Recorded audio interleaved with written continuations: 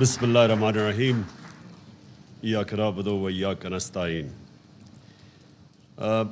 میں پہلے تو شروع کرتا ہوں اسد، جو آپ نے ابھی بات کی کہ خرم دستگیر سے جو اس کے منہ سے سچ نکلایا، پہلے میں ذرا اس کے اوپر تبصرہ کر دوں۔ ایک تو خیر میں بڑی دیر سے، بلکہ آج سے 11 سال پہلے مجھے یاد ہے میں کسی کو انٹرویو دے رہا تھا تو میں نے تب یہ کہا تھا کہ یہ دونوں اکٹھے ہو جائیں گے، جب بھی مجھے اقتدار ملے گا یہ اکٹھے ہو جائیں گے، اس لیے کہ ان کے انٹرسٹ ایک ہی ہے، اور ان کا ایک ہی انٹرسٹ ہے کہ کیسے چوری کرنا ہے اور کیسے اس چوری کو بچانا ہے، باقی سب کچھ سیکنڈری ہے۔ تو وہ تو اس نے کہہ دیا اپنے منہ سے کہ یہ جو کیسز ہیں 100 ججز آ جانے تھے اور کیسز تھے۔ عدلیہ آزاد ہے پاکستان میں، تو اگر ججز بھی آ جانے تھے، یہاں تو آزاد عدلیہ ہے، تو کس چیز کا آپ کو ڈر ہے؟ میں عدلیہ کے اندر کھڑا ہوا 10 مہینے، انہوں نے مجھے فلیٹس کے اوپر، لنڈن کے فلیٹ کے اوپر انہوں نے مجھے ایک ایک چیز گرل کی۔ میں تو کوئی ملک سے باہر نہیں گیا، اسی عدلیہ نے مجھے انصاف دیا، نون لیگ کی گورنمنٹ تھی، تو یہ کس چیز سے ڈر رہے ہیں؟ تو اس لیے ان کی صرف اور صرف ایک کوشش ہوتی ہے کہ پہلے چوری کرو، پھر ساری کوشش کرو اس چوری کو بچانے کے لیے، اور جب تک ان کو خوف ہو کہ این آر او نہیں ہے تو ملک سے باہر چلے جاؤ، اور پھر جیسے ہی این آر او ملے واپس آ جاؤ، پھر سے چوری شروع کرو۔ تو وہ تو خیر خرم دستگیر نے بات کر دی، لیکن جو دوسری بات اس نے کی کہ جی آرمی چیف عمران خان اپنا رکھوانا چاہتا تھا، وہ یہ کہہ گیا نا، اور آرمی چیف رکھوا کے تو اس نے کہا پھر تو ہمارا یہ 15 سال تک رہ جائے گا اور یہ ہٹایا ہی نہیں جا سکے گا، کیونکہ پھر احتساب بھی ہو جائے گا ہمارا۔ اس کے اندر بھی بڑی ہمیں غور کرنا چاہیے کہ کیا اس کا مطلب یہ ہے کہ کوئی اور آرمی چیف آئے گا تو ان کا احتساب رک جائے گا؟ اس کا یہ بھی مطلب ہے کہ کیا اپنا آرمی چیف چاہیے تاکہ وہ ان کی مدد کرے؟ یعنی وہ جو بات کہہ گیا ہے اس کے اندر ذرا ہمیں غور کرنا چاہیے۔ پہلی چیز تو اس نے کہا کہ عمران خان اپنا آرمی چیف رکھوائے گا۔ میں آج آپ سب کے سامنے ایک چیز واضح کرنا چاہتا ہوں، میں نے کسی صورت، کسی وقت، اللہ کے سامنے میں حاضر ہو کے یہ بات کرتا ہوں، میں نے کبھی نہیں سوچا تھا کہ نومبر میں کس کو آرمی چیف بنانا ہے۔ وہ سمپلی یہ ہے کہ یہ ایشو تھا ہی نہیں۔ میرے ذہن میں تو یہ تھا کہ جب ٹائم آئے گا میرٹ کے اوپر جو سب سے بہتر ہوگا اس کو میں بنا دوں گا۔ ساری زندگی جو مجھے جانتا ہے کرکٹ میں، جب سے 10 سال کرکٹ کیپٹن رہا ہوں، میں نے کبھی اپنی زندگی میں میرٹ کو وائلیٹ نہیں کیا۔ میں نے 10 سال کرکٹ کیپٹن ہے، مجھے کوئی آج کہہ دے کہ اس نے کوئی اپنا رشتہ دار کوئی دوستی میں کچھ کھلایا ہو، میں شوکت خانم کے اندر میں آج چیلنج کرتا ہوں کہ ایک آدمی بتائے کہ شوکت خانم میں میرٹ کے علاوہ کسی کو ہائر کیا، میں نے کسی کی سفارش کی ہو۔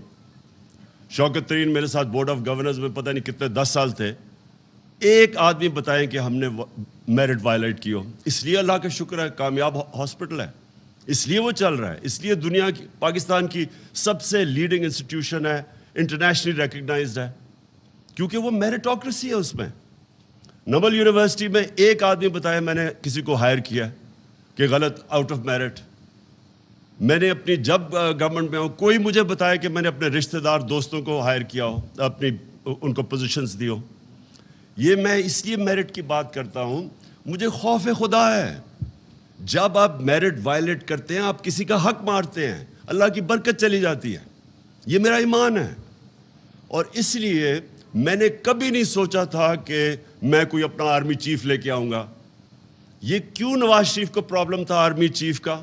کیونکہ نواز شریف کے چوری کا پیسہ اس کا اتنا زیادہ تھا کہ وہ چاہتا تھا فوج کو کنٹرول کرنا۔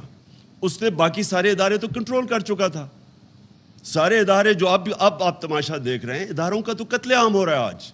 ایف آئی اے تباہ، نیب تباہ، جو بھی ادارے ہیں آج آپ دیکھ لیں کہ یہ صرف کنٹرول کر سب کے اوپر اپنے لوگ بٹھا دیے۔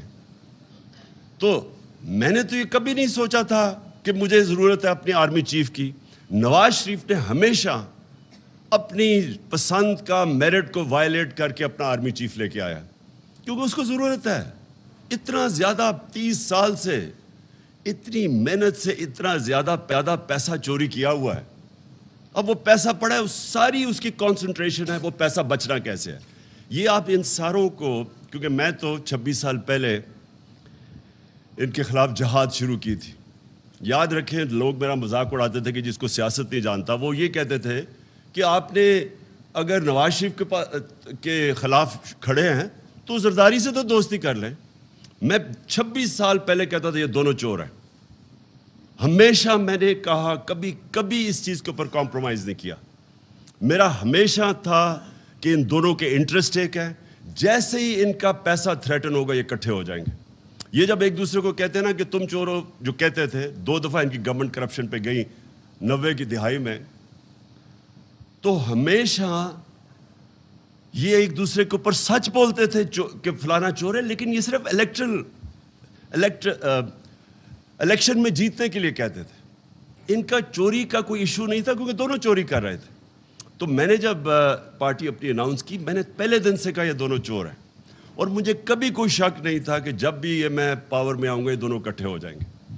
تو ان کا تو انٹرسٹ چوری کرنا اور چوری کو بچانا, NRO لینا, ان کا تو انٹرسٹ یہ ہے. کا سارا یہ ثابت ہوا. اس لیے ان کو ہر ادارہ جو ان کی چوری کو تھریٹن کرتا ہے اس کو کنٹرول کرنا ہے.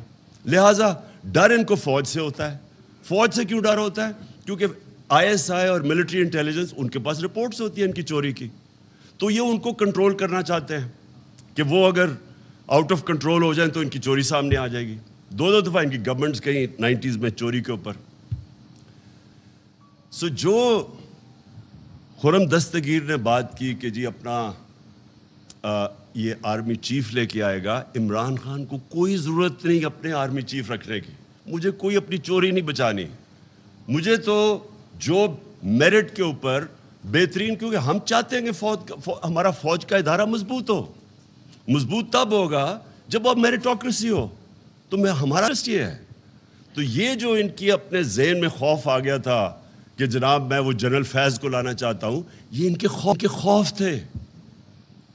ان کے اوپر خوف طاری ہوا ہے, کیونکہ چوری, اتنی زیادہ چوری جب کر لیں, بلینز آف ڈالرز ان کے باہر پڑے, تو ان کو خوف ہے اس کا. اس خوف کی وجہ سے یہ پینک کر رہے تھے کہ اوہو یہ اگر وہ نومبر کے اندر اپنا آرمی چیف رکھ لیا تو یہ ملک کو تباہ ہو جائے گا, یعنی ان کی فیوچر تباہ ہو جائے گی. لیکن میں جو مین تھی میں اب اس کے اوپر آنا چاہتا ہوں. دیکھیں, پہلے تو یہ سمجھ لیں کہ امریکہ جب رجیم چینج کرتا ہے تو کیا امریکہ رجیم چینج کرتا ہے دوسرے ملکوں کی بہتری کے لیے؟ اوپر سے تو وہ کہتے ہیں کہ ڈیموکریسی, ہم دنیا میں ڈیموکریسی لانا چاہتے ہیں, فری ورلڈ, یہ تو سارا ریٹرک ہے. لیکن رجیم چینج جب بھی ہوتا ہے وہ لوگوں کو, ملکوں کو استعمال کرتے ہیں اپنے انٹرسٹ, اپنے فورن پالیسی کو آگے بڑھانے کے لیے. تو جو رجیم چینج ہوتا ہے, پہلے تو یہ کلیئر ہو جائے, وہ امریکہ اپنے انٹرسٹ کے لیے کرتا ہے, وہ ہمارے انٹرسٹ کے لیے نہیں کرتا.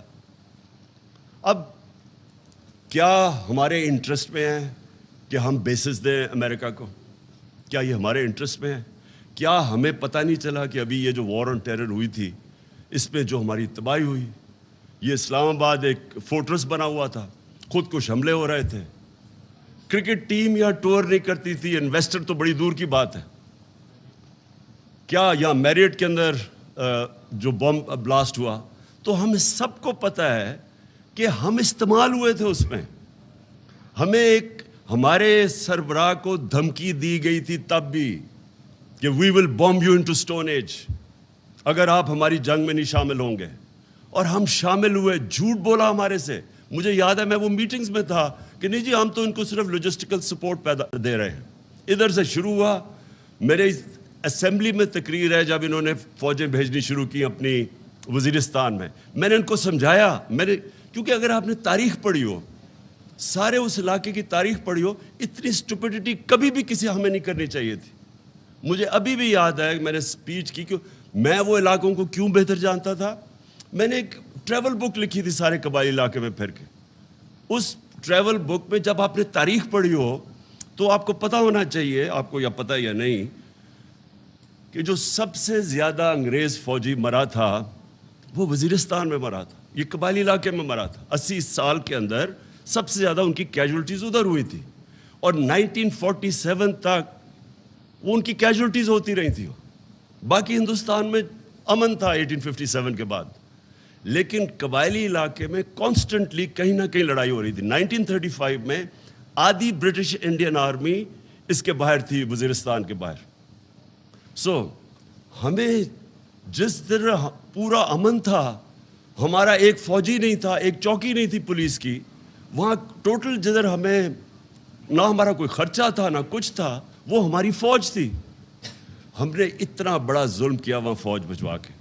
اور مجھے ابھی بھی یاد ہے 2003-04 میں جب فوج بھجوائی امریکہ کے پریشر کے اوپر. پھر میں ذرا اب آپ کو ایک انسیڈنٹ بتاؤں. لوگوں کو تو پتہ نہیں تھا کیا ہوا وہاں.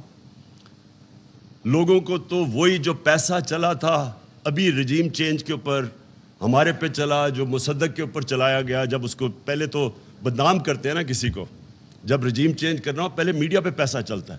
تب بھی میڈیا پہ پیسہ چل رہا تھا. مجھے طالبان خان کہہ رہے تھے کہ یہ جی پرو ٹیررسٹ ہے، یہ اس کے خلاف ہے، یہ دہشت گردوں کے ساتھ ہے. مجھے تب یاد ہے کہ اتنی بڑی کیمپین چلی کہ جی جو بھی کہے کہ یہ جی اس جنگ میں نہ شرکت کرو، یہ ہماری جنگ نہیں ہے، جو بھی کہے اس کے پیچھے پورا میڈیا اٹیک آ جائے. اور لوگوں کو پتہ ہی نہیں تھا قبائلی علاقے کا. میں تو جانتا تھا. تو مجھے یاد ہے میں ملا جنرل اورکزئی کو. یہ بڑا امپورٹنٹ ہے آپ کے لیے سمجھنا کہ اس ملک سے ہوا کیا تھا. جنرل اورکزئی اس وقت کمانڈر تھے ساری جو ہماری آرمی تھی قبائلی علاقے میں. تو وہ کہتے کہ ہم نے ایک اکارڈ سائن کیا 2006 میں کے قریب، ایک وزیرستان اکارڈ کیا. تو کہتا ہے امریکنز کا ایک بڑا ہائی لیول ڈیلیگیشن آیا ہمارے ساتھ پوچھنے، ہمارے سے بات چیت کرنے کے لیے. ریگولر ملاقات ہوتی تھی، ہم ان کے الائے تھے. وہ اور بات ہے کہ ہم ان کے الائے تھے، وہ ہمارے اوپر ہی بمباری کر رہے تھے. تو وہ جب بات کر رہے تو یہ ایکسپلین کر رہے تھے ان کو کہ ہم نے کیوں ان سے یہ پیس اکارڈ کیا ہے. انہوں نے بتایا کہ ہماری کیجولٹیز بہت زیادہ ہو رہی تھیں، ہم پاکستان کی فوج کی کیجولٹیز ہو رہی تھیں. تو وہ ایک کہتا ان کا جو ایک سینئر آدمی وہ چپ کر کے سنتا رہا. جب ہم نے اس کو ایکسپلین کر دیا کہ جی ہمارے یہ مسئلے تھے اس لیے ہم نے وزیرستان اکارڈ سائن کیا ہے، تو وہ کہتا وہ سینئر جو ان کا آفیشل تھا وہ کہتا یہ ذرا سنیں، we are paying you to fight not to have peace accords. حکم دیا اور انہوں نے اکارڈ توڑوایا، ڈرون اٹیک کر کے توڑوایا اکارڈ. تو ہم مر رہے تھے یہاں، ہم یعنی کوئی پاکستانی ادھر بھی مر رہا ہے ادھر بھی مر رہا ہے، ہمارے اوپر ڈرون اٹیکس ہو رہے تھے. مجھے آج بتائیں کہ ایک جگہ کبھی کسی نے اپریشیٹ کیا ہے کہ جس ملک نے ان کے ساتھ وار آن ٹیرر کے اندر سب سے زیادہ قربانیاں دیں، ایک جگہ اپریسیشن ہوئی ہے؟ وہ اس لیے نہیں ہوئی کہ ہم نے اپنے آپ کو استعمال ہونے دیا. تو میں جب یہ کہہ رہا تھا کہ یہ بیسز کے اوپر ایبسلیوٹلی ناٹ، وہ اس لیے کہ میرے ملک کا انٹرسٹ ہے. ہم کیوں کسی کی جنگ میں شامل ہوں؟ ہم اگر افغانستان کے اندر اب طالبان کی گورنمنٹ ہے، ہمیں کیا ضرورت ہے کہ ان کو یہاں سے کوئی ادھر اٹیک جائے یا وہ کچھ کرے؟ اور ہمیں کیا ضرورت پڑی ہوئی ہے کہ ہم ویسی کمبیٹنٹ بن جائیں؟ آپ جتنے مرضی کہیں کہ نہیں جی ہم صفائیاں پیش کریں، جیسے ہی آپ کی زمین استعمال ہوگی آپ آٹومیٹکلی ان کے ساتھ ان کے شامل ہو جائیں گے ان کی جنگ میں. اس لیے یہ ہمارا انٹرسٹ ہے. دیکھیں میں کبھی اپنے آپ کو اینٹی امریکن نہیں سمجھتا. ہماری بڑی زبردست پاکستانی امریکن کمیونٹی ہے جو سب سے امیر پاکستانی ڈائسپرا ہے. ہمیں تو کبھی ان سے تعلقات خراب نہیں کرنے چاہیے. ہمارے جو امریکہ سپر پاور، ایکسپورٹس ہماری سب سے زیادہ امریکہ ہے، ہمیں کسی صورت تعلقات نہیں خراب کرنے چاہیے. لیکن کیا ہمیں اپنے آپ کو اس طرح ٹیشو پیپر کی طرح استعمال ہونا چاہیے؟ اب ان کا ایجنڈا کیا ہے؟ ان کا ایجنڈا بڑا سیدھا ہے. اسرائیل کو ریکگنائز کرو، ہندوستان کو ایکسیپٹ کرو کہ یہاں لوکل تھانے دار ہے ہمارا، ان کو اپنی کشمیر کو بھول جاؤ، کیونکہ وہ چاہتے ہیں کہ ہندوستان تکڑا ہو اور تاکہ وہ چائنا کو فیس کرے. تو ہمیں وہ چاہتے ہیں کہ ہم بڑے آرام سے جو ہندوستان کا ہے اس کو سلوٹ کرو. اب کوشچن یہ ہے کہ کیا یہ پاکستان کا انٹرسٹ ہے؟ جس وقت آپ اسرائیل کو ریکگنائز کرتے ہیں، آپ یاد رکھیں کہ آپ کا جو جتنا کشمیر کا موقف ہے اسی دن زیرو ہو جاتا ہے. جب آپ اس کو ریکگنائز اگر آپ ایکسیپٹ کر جاتے ہیں کہ پیلسٹینین جب ریکگنائز کرتے ہیں تو آپ ایکسیپٹ کر جاتے ہیں کہ پیلسٹینین کا کوئی رائٹ نہیں رہا تو اس کا مطلب کشمیریوں کا بھی کوئی رائٹ نہیں رہا. تو آپ وہ کشمیریوں کی جو 1 لاکھ سے اوپر انہوں نے قربانیاں دی ہیں پچھلے 30 سال سے, اس ساروں کے اوپر ان کی قبر کھود دیتے ہیں. جو کشمیری آج دیکھ رہے ہیں کہ واحد پاکستان کھڑا ہے ان کے ساتھ جو بولتا ہے, جس وقت ان کو یہ پتہ چلا کہ پاکستان نے ریکگنائز کر دیا اور انڈیا سے تعلقات ٹھیک کر دیے, کشمیر ایشو ختم ہو گیا. اور وہ ختم ہو گیا تھا پہلی دفعہ جب یہ اٹھا ہے یو این سیکیورٹی کاؤنسل میں, انٹرنیشنل فورمز, وہ ہمارے دور میں اٹھا ہے. اس سے پہلے تو یہاں کوئی نام ہی نہیں لیتا تھا. نواز شریف جب ہندوستان گیا, اس نے تو حریت کانفرنس کے ممبرز کو ہی نہیں ملا یہ کہ نریندر مودی نہ ناراض ہو جائے. ہم انڈیا کے خلاف, ہم چاہتے ہیں کہ انڈیا سے اچھے تعلقات ہو, کوشش بھی کی, لیکن آپ کدھر لائن ڈرا کریں گے کہ کدھر ملک کا نظریہ آئے گا, کدھر آپ کا موقف آئے گا کہ جس کے اوپر آپ ایک پاکستان بڑے خواب کا نام تھا. تو جب آپ کے کوئی اصول ہی ختم ہو گئے کہ اچھا یہ جو حسین حقانی اور یہ نجم سیٹھی ٹائپس ہیں, یہ کیا چاہتے ہیں؟ یہ چاہتے ہیں آرام سے غلامی کرو, امریکہ کی جو وہ کہتا ہے مانو, تو وہ تھوڑے سے ڈالرز بھیج دیں گے.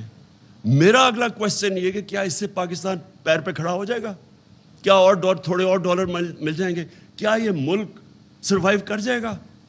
کیا یہ ملک اپنی سارے پرنسپل سٹینڈز ختم کر کے, اپنا نظریہ ختم کر کے, کیا یہ کوئی مجھے گارنٹی کر سکتا ہے کہ یہ ملک ترقی کر جائے گا؟ کیا یہ نہیں ہم کرتے آئے آج تک؟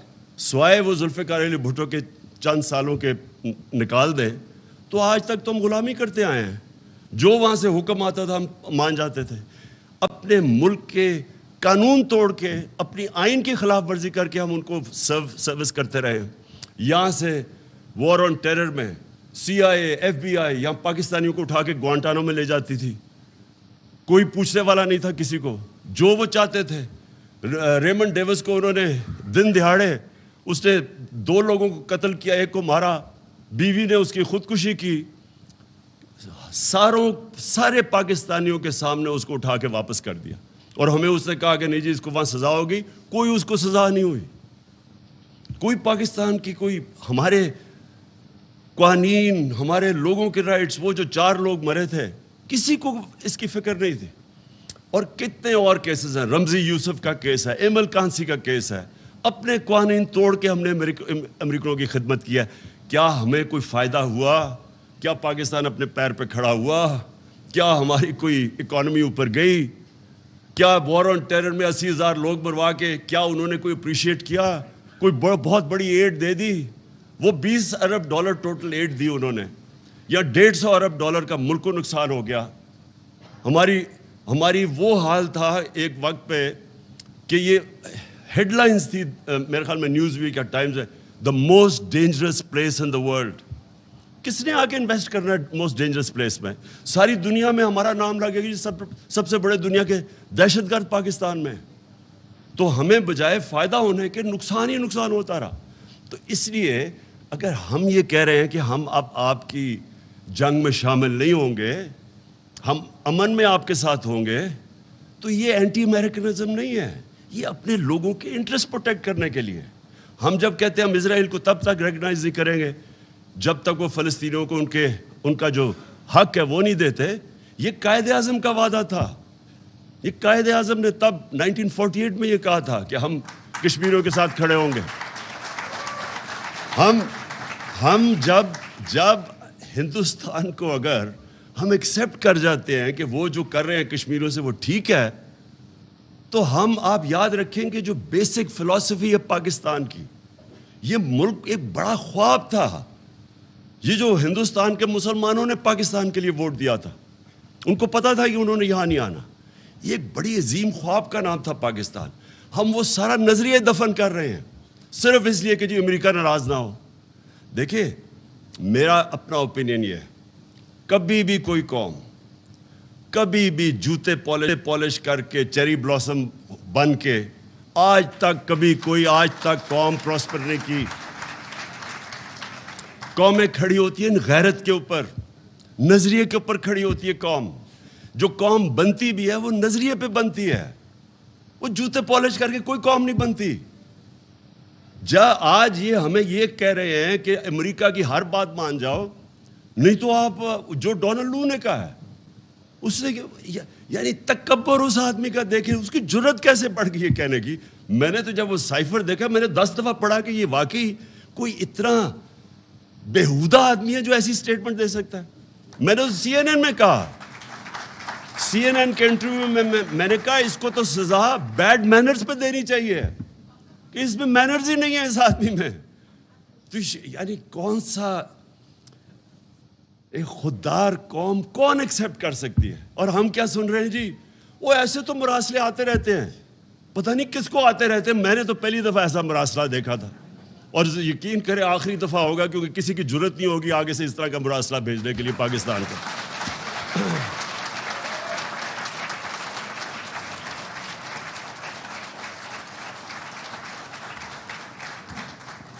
دیکھیں جی، ایک بس اب سنیں ذرا میری بات. دیکھیں یہ بڑا امپورٹنٹ ہے. اب ہم کھڑے کدھر ہیں؟ ہم ادھر ہیں. میں سمجھتا ہوں کہ یہ پاکستان کے لیے ایک وہ فیصلہ کن موڑ پہ آ گیا پاکستان، جدھر سارے لوگوں کو فیصلہ کرنا ہوگا یا انہوں نے ایک راستہ لینا ہے پاکستان کی ایک خودداری کا، اور ایک مشکل راستہ ہے پاکستان کی حقیقی آزادی کا، یا ان چور ڈاکوؤں کو جو اوپر ہم. اور میں دوسری چیز، یعنی میرے سب سے زیادہ مجھے توہین کدھر ہوئی ہے؟ مراسلے کی تو مجھے تکلیف ہوئی، لیکن جب میں نے یہ چور ڈاکوؤں کو دیکھا کہ ہمارے اوپر مسلط کر دیا ہے، مجھے اس سب سے زیادہ تکلیف اس پہ ہوئی کہ وہ کتنی حقارت سے ہمیں دیکھتے ہیں، کہ ان کو شرم بھی نہیں آتی کہ اس طرح کے لوگوں کو ہمارے اوپر بٹھا دیا. اپنے ملک کے اندر دیکھیں، میں مغربی سویلائزیشن کو سب سے بہتر جانتا ہوں. اپنے ملک کے اندر میں آپ کو لکھ کے دیتا ہوں کہ بیل کے اوپر کوئی ہو، ضمانت پہ کوئی ہو، اس کو کوئی نوکری لے کے دکھا دے. یہ ناممکن ہے کہ 60% کیبنٹ بیل کے اوپر ہو، اربوں روپے کے کرپشن کے کیسز ہوں، اور آپ ان کو ایک ملک کے اوپر بٹھا دیں. یعنی اس سے زیادہ ہماری توہین کیا ہوگی؟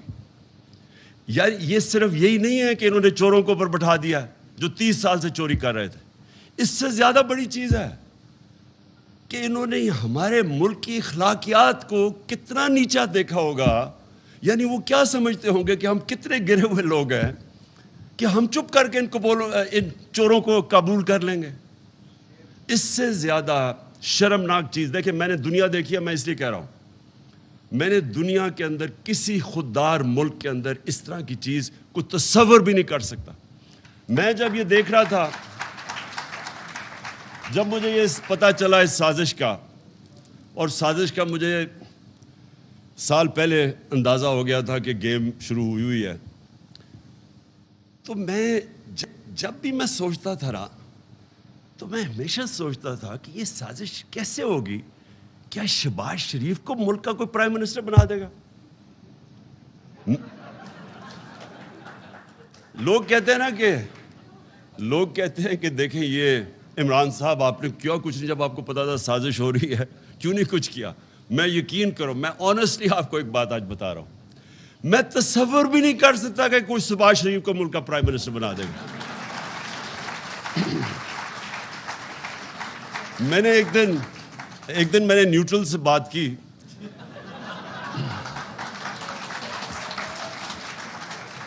میں نے کہا اس کے اوپر 16 ارب روپے کے ایف آئی اے کا کیس ہے، 8 ارب روپے کا نیب میں کیس ہے اس کے اور اس کے بیٹوں کے اوپر، اور اتنے اوپن اینڈ شٹ کیس کسی کے ایسے کیس نہیں ہے. آپ حیران ہو جائیں گے کہ اتنا بلیک اینڈ وائٹ. یعنی نواز شریف کا تو چلے پھر بھی اس نے اپنے نام پہ کچھ نہیں کیا، بیٹی کے نام پہ فلیٹس لیے، اس کا تو ڈائریکٹلی یہ اور اس کے بیٹے امپلیکیٹڈ ہے اس میں. اور کسی اور ملک میں 1 سال پہلے ان تینوں نے جیل میں ہونا تھا.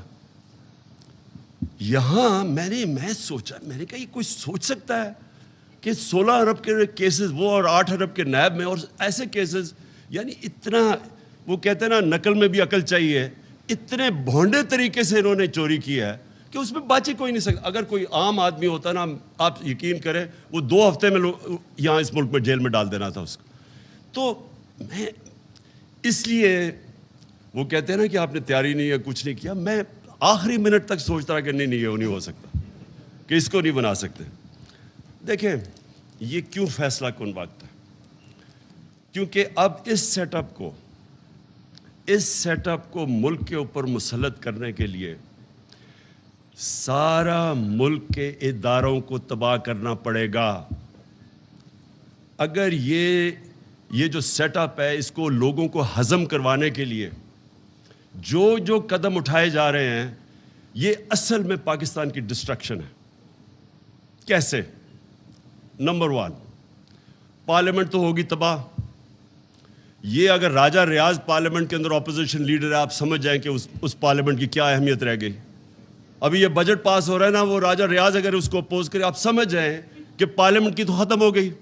ادھر جو پنجاب کے اندر مذاق ہو رہا ہے، جو پنجاب میں مذاق ہو رہا ہے، یہ جمہوریت کی توہین ہے. یہ ہماری عدلیہ کے لیے بہت بڑا چیلنج ہے کہ جس طرح کی چیزیں کی جا رہی ہیں، وہ مجرم نمبر 2 اس کو مسلط کرنے پہ پنجاب میں آپ یقین کریں کہ جمہوریت کی پارلیمنٹ کی دھجیاں اڑائی جا رہی ہیں. ایک وہ ایوان اقبال کے اندر پارلیمنٹ چل رہی ہے تو دوسری چل رہی ہے پارلیمنٹ ہاؤس میں. مذاق ہو رہا ہے. جو الیکشن کمیشن کر رہا ہے، جس طرح کا اس نے سمپل چیز تھی کہ جیسی وہ جو ریزرو سیٹس جاتی ہیں تو وہ ایک دم ریپلیس ہو جاتی ہیں. وہ الیکشن کمیشن جس طرح کوشش کر رہے ہیں انجینئر کرنے کے لیے حمزہ شریف کو بٹھانے کے لیے، ساری الیکشن کمیشن کی کریڈیبلٹی ختم ہو چکی ہے.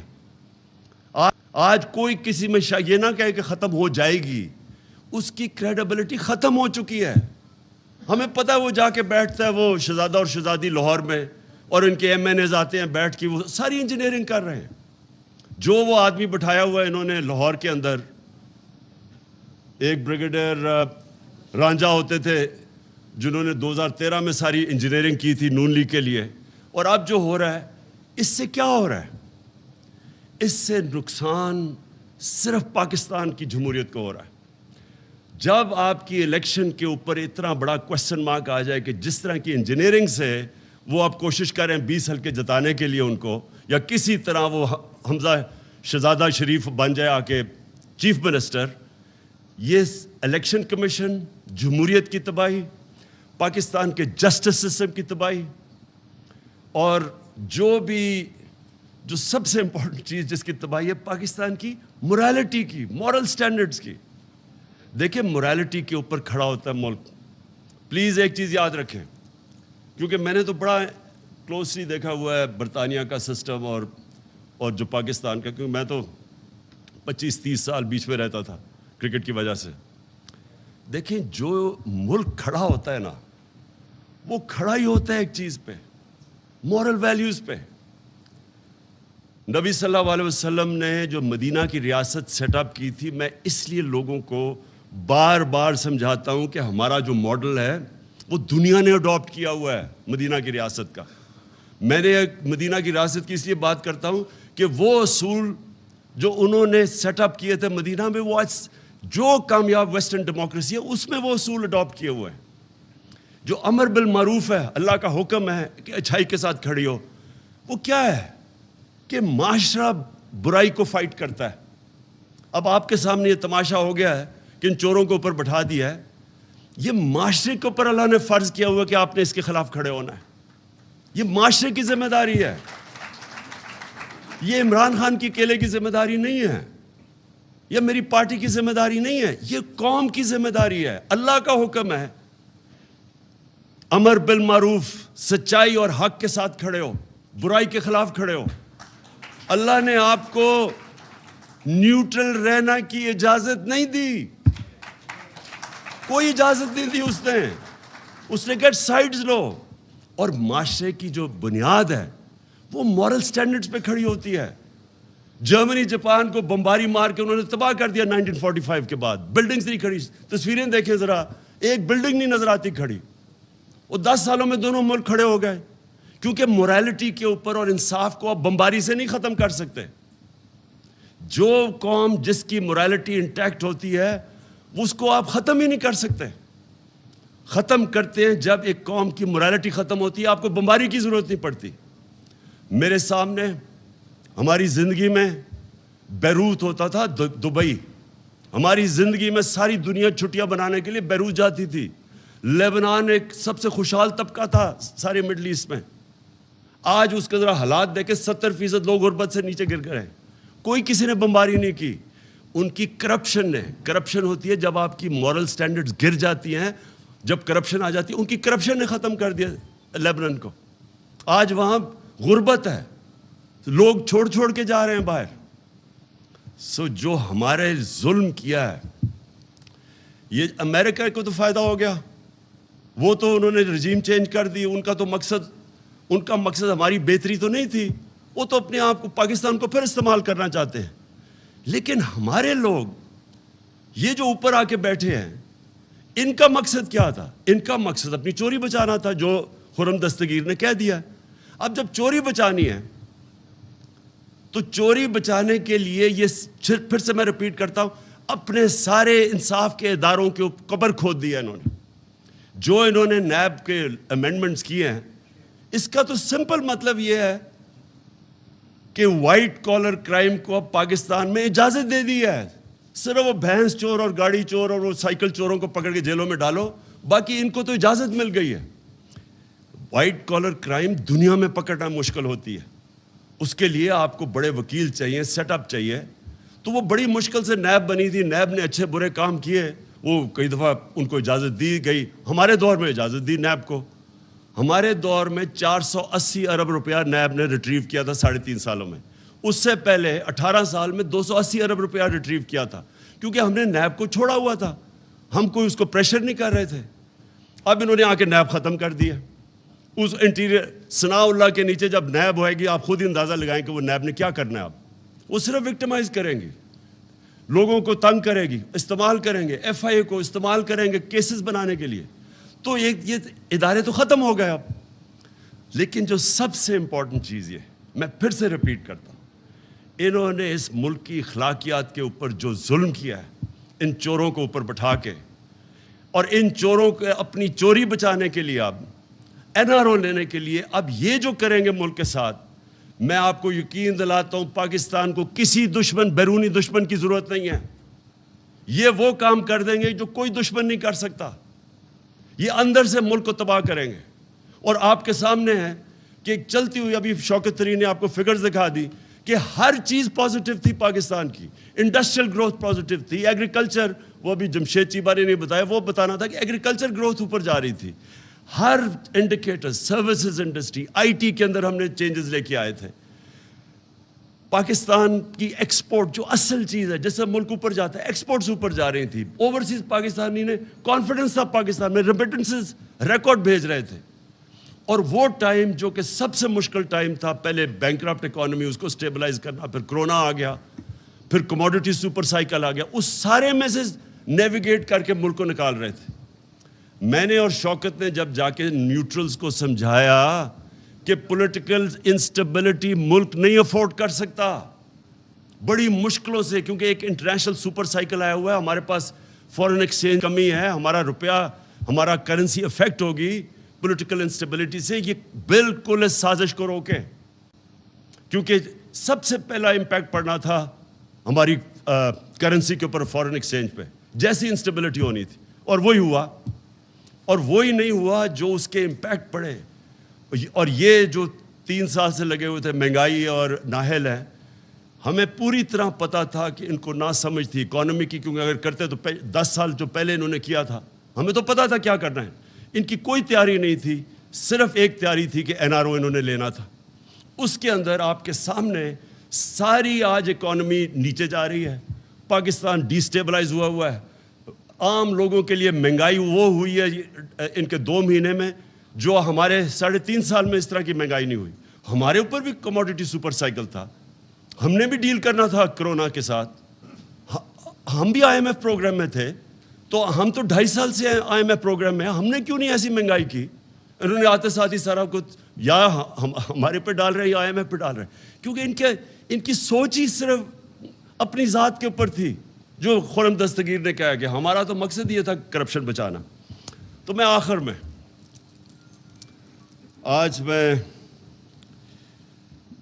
آخر میں اپنے سارے پاکستانیوں کے سامنے کہ دیکھیں یہ ایک جینوئن پاکستان میں ایک آ گیا ہے کراس روڈز، یا ادھر جا سکتے ہیں یا ادھر جا سکتے ہیں، وہ نیوٹرل بیچ میں راستے کا وہ گیئر ہی نکل گیا. فیصلہ اب ہم نے کرنا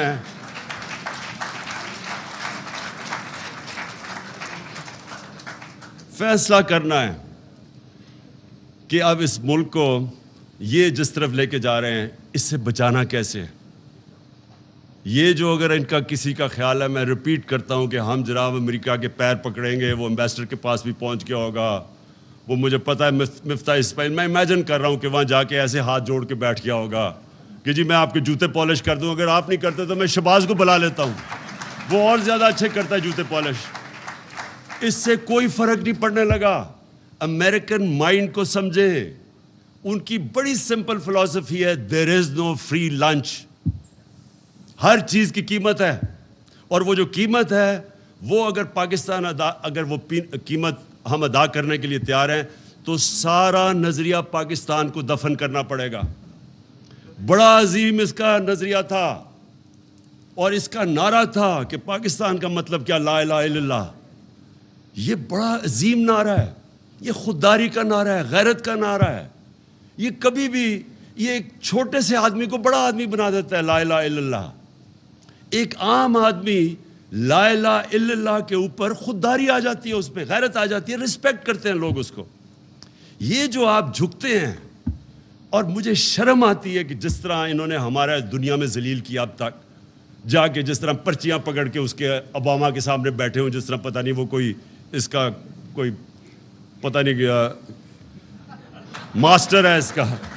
اور دوسری طرح وہ اچھا اوباما تو دور کی بات ہے، یہ امریکن امبیسڈر کے سامنے آپ کو دیکھنا پڑے گا کیسے گرتے ہیں یہ. تو یہ جب برٹش امبیسڈر کو کیک کھلایا جا رہا ہے اس کو کہ شاید وہ ہماری سفارش کر دے. یہ جو بے شرمی ہے، یہ لا الہ الا اللہ اس کو دور کرتا ہے. کوئی نہیں ہے خدا سوائے اللہ کے، کوئی کسی کے سامنے اللہ کا حکم ہے تمہیں جھکنے کی ضرورت ہی نہیں ہے کیونکہ اللہ ہے. یہ دیکھیں، یہ اب ہم ریئلائز نہیں کرتے ہیں. میں اتنی دیر سے جب بھی میں یہ کرکٹ بھی کھیلتا تھا مجھے بڑی تکلیف ہوتی تھی. کبھی میں یہ دیکھتا تھا جا کے ہمارے جو لیڈرز ہیں جس طرح یہ بے شرمی سے ان کے سامنے جھکے ہوئے ہوتے تھے. بالکل اس سیاست نے صحیح بات کی. 22 کروڑ دنیا کا 5واں بڑا آبادی میں ملک ہے، نیوکلیر آرمڈ سٹیٹ ہے، ہماری ایک زبردست فوج ہے جو ہمیں پروٹیکٹ کر سکتی ہے.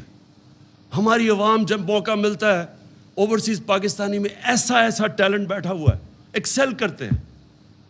لیکن جب لیڈر یہ شہباز شریف بن جائے اور یہ سارے چور اوپر بڑھ جائے، آپ ایک فیکٹری کے اوپر چوروں کو بٹھائے، فیکٹری آپ کی بند ہو جائے گی. ملک کیسے چل سکتا ہے؟